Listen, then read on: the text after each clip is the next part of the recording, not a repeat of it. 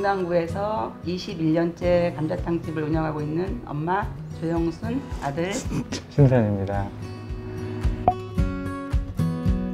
저희는 감자탕만 단일 메뉴로 팔고 있는데요. 뼈를 다루다 보니까 무게 같은 게 힘들어서 오리고기도 함께 팔고 했었는데 코로나 때문에 시국인지라 이제 단일 품목으로 좀 조정을 해서 한 가지만 팔고 있어요. 그래서 말도 안 되지만 감자탕 하나만 장사를 하고 있습니다. 저 문구점 10년 운영했었는데 이제 사무용품 전산화 때문에 이게 사양길이다 보니까 그냥 뭐를 해볼까 막연하게 생각하다가 진짜 경험도 없는 요식업에 해서 지금까지 운영하고 있어요. 저는 음식 담당, 아들은 배달, 모든 전반적인 뭐 그런. 네, 어머니가 좀 이제 체계가 안 잡히게 이제 음식을 그냥 파셔왔었거든요. 그냥 이렇게 팔면 남지라는 생각으로 많이 장사를 하셨었는데 이제 같이 하다 보니까 이제 마진이나 원가나 뭐 이런 부분을 계산을 하나도 안 하고 장사를 하셔서 그런 부분을 잡고 체계적으로 바꿔가고 있는 그런 역할을 하고 있는 것 같아요.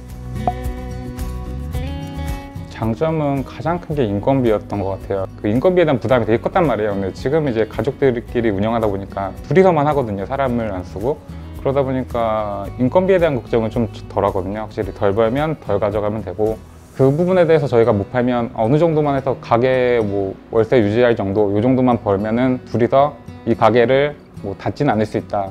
뭐 이런 부분이 장점이었던 것 같아요. 그러면 인터뷰가 끝날 때까지 할 수 있죠.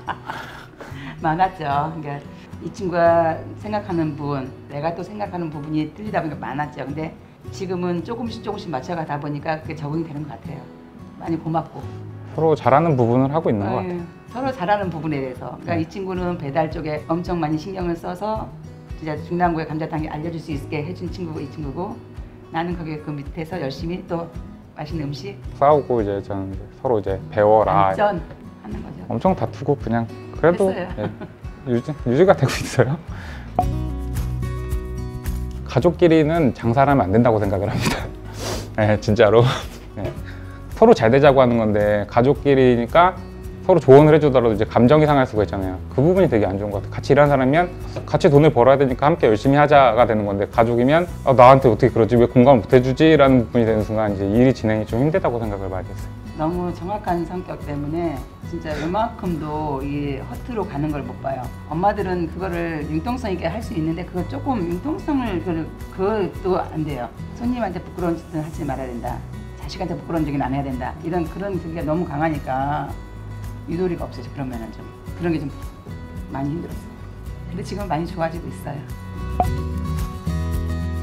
체인점이 아니고 그냥 개인 자영업자에 불과한데, 체인점들이라는 거는 일단 맛의 평타라는 인식이 있잖아요. 어딜 가도 똑같은 맛, 균일한 맛 이런 부분이 있는데, 저희도 좀 그런 부분을 많이 따라잡고 싶다는 생각을 많이 했어요. 그래서 제가 있든 어머니가 있든 아니면 뭐 다른 사람이 와서 잠시 일을 하더라도 누가 해준 걸 먹어도 똑같은 음식을 먹었으면 좋겠다라는 것 때문에 다른 데서는 이렇게까지 하지 않는 부분을 많이 체계하려고 많이 노력을 해서요. 그냥 대충 적당히란 부분을 많이 빼려고 하고 있는 것 같아요.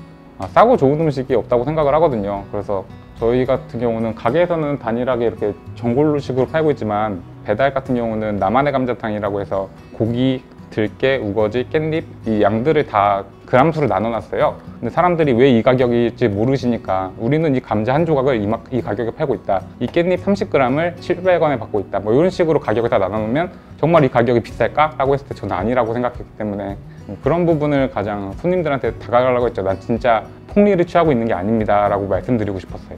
이렇게까지 해야 되나 할 정도로 정말 디테일하게 막 이걸 하니까 좀 많이 힘들었어요. 그런 부분에서. 근데 지금 돌이켜보면 제 자신도 따뜻하고 너무 따뜻한 거예요. 내가 이만큼 해서 음식을 대접한다는 거. 좋은 재료로 좋은 재료로 해서. 그게 안 드시는 거를 빼드리려는 노력을 많이 했어요.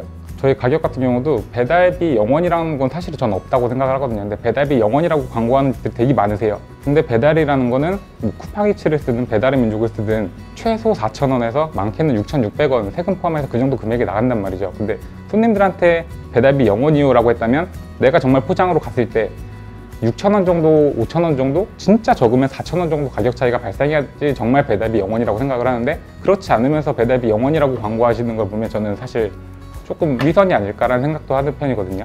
근데 그런 부분 때문에라도 손님들한테 그런 거 다 저희 공지나 이런 데서 다 공개를 했고, 메뉴 같은 경우도 이제 우거지를 안 드시면 솔직히 그건 저희가 원가가 절감이 되고, 깻잎을 안 드시면 깻잎값만큼이 절감이 되고, 뭐 고기나 들깨나 들깨값도 생각지 못하게 되게 비싸단 말이에요. 그런 부분들 이제 안 드시면 싸게 해서 메뉴를 되게 다 나눠놨어요. 그래서 우거지 감자탕, 깻잎 감자탕, 감자 감자탕 뭐 이런 식으로 해서 내가 안 드시는 만큼은 저렴하게 드실 수 있게. 왜냐면 많이 달라고 했을 때 싸게 드릴 수는 없으니까 안 드시는 것만큼은 싸게 팔겠다. 뭐 반찬을 안 드시면 10% 저렴하게 드리겠다. 이런 식으로 많이 접근하고 있어요. 저는 반찬 안 먹으면 반찬값 빼줘야 된다고 생각을 하거든요. 근데 다 받잖아요. 이거 빼주세요, 빼주세요 해봤자 정가 그대로 내고 그대로 음식이 오잖아요. 근데 그런 부분이 좀 아쉬웠어요.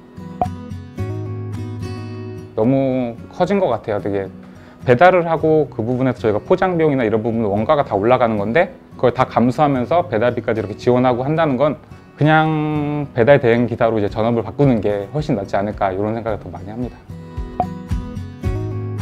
자식 키우기 위해서 하셨던 어머니의 힘이 아닐까. 저였으면 한 10번은 접었을 것 같다는 생각을 되게 많이 하거든요. 대단하시다는 생각을 많이 해요. 저는 같이 한 게 꼴랑 해봤자 연수로 따져도 4년, 5년? 어머니께서 대단하셨다 생각을 합니다.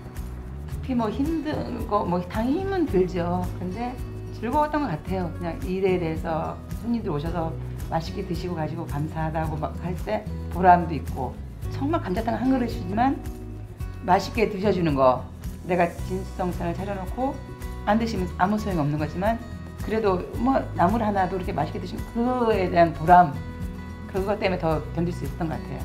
맛있다, 감사하다 하고 가실 때.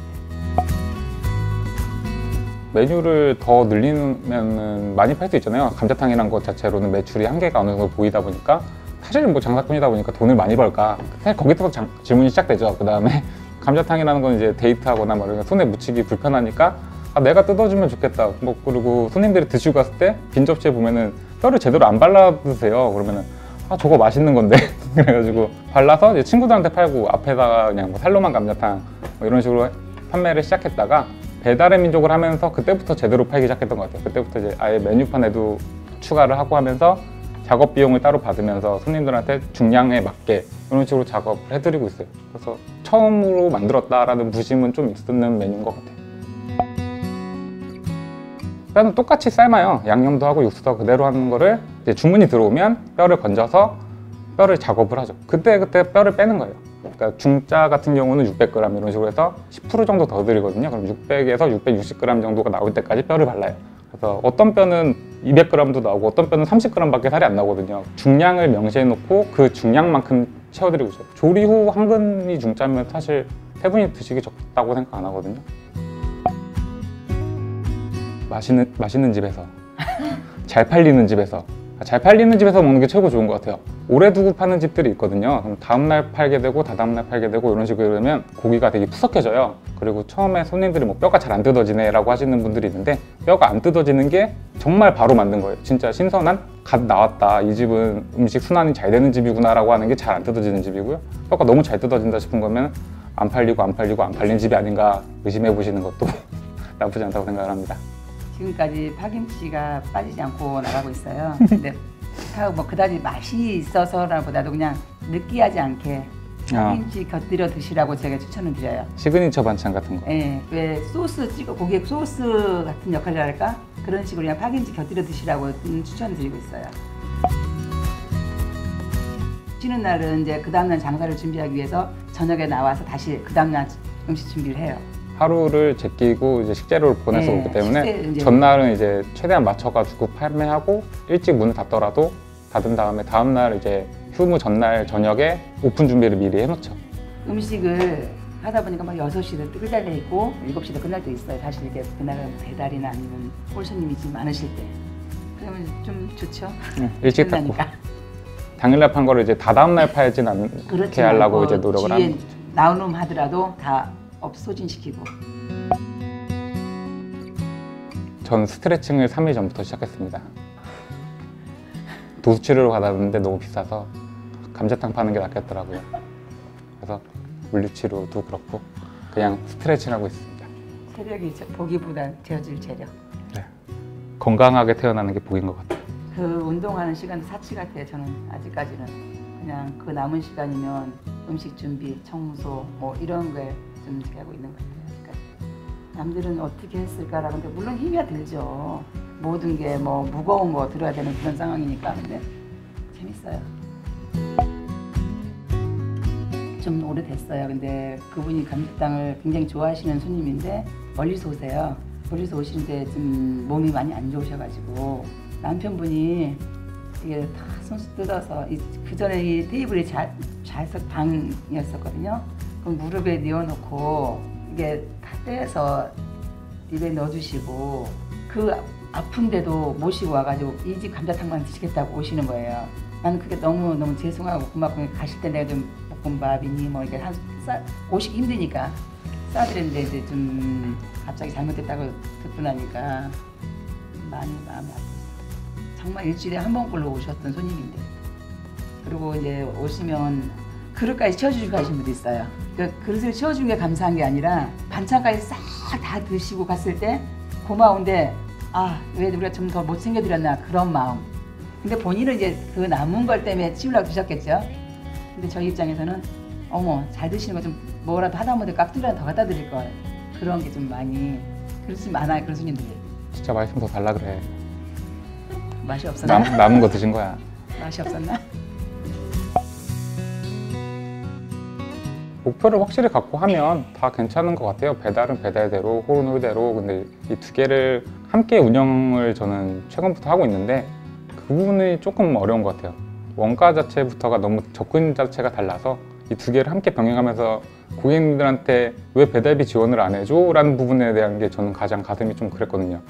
근데 저희가 해드릴 수 있는 거 해드린 거고 홀에서는 최대한 싸게 팔고 싶어서 가격을 누른 건데 이거를 배달도 똑같은 가격에 배달비까지 지원해줘라는 거는 사실 너무 많은 걸 강요하는 느낌이랄까? 그래가지고 다 고려하시면서 장사를 하시면 좋을 것 같아요. 원가라는 게 그냥 정말 30%다, 뭐 40%다 해서 그 나머지가 세금 내고 다 남는 게 아니니까 계획을 확실히 하시고 하셨으면 좋겠어요. 그냥 어중간하게 뭐 1,000원짜리를 500원에 팔면 500원이 남는다라고 생각하시진 않고 장사를 하셨으면 좋겠어요. 쉬운 건 아니에요.